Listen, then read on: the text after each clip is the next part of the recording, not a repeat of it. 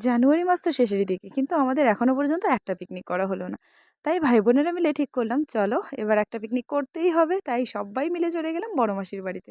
প্রথমেই সবাই একটু কচুরি-মুচুরি খেয়ে এবার কাজে লেগে পড়লাম। আর আমার ভাগে পড়েছিল রসুন ছোলার পালা, মানে সবথেকেই বিরক্তিকর কাজ যেটা।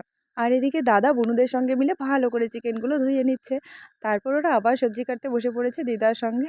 আর এই যে বুনু তো কিচ্ছু না পেয়ে দা দিয়ে সোজা সবজি কাটতে বসে পড়েছে। আরেকজনকে দেখো কিভাবে মোবাইলে নেটওয়ার্ক খুঁজে বেড়াচ্ছে, গান বাজাতে পারছে না বলে ওর মাথা গরম। দেন আমি এদিকে চিকেন টিকেন রান্না শুরু করে দিয়েছি, আর ভাই যে আমাকে একটা কি টুপি দিয়েছে নিজেকে দেখে গুরু নানকের কথা মনে পড়ে গেল।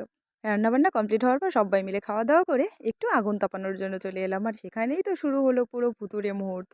মানে এক একজনের সে কি ভূতের গল্প, সাউথ ইন্ডিয়ান ভূত, রাজস্থানের ভূত, আরো কোথাকার কোথাকার ভূতের গল্প শুরু হয়ে গেছে। এদিকে ভূতের গল্প শুনতে শুনতে ভুতুড়ের নাচও কিন্তু শুরু হয়ে গিয়েছে।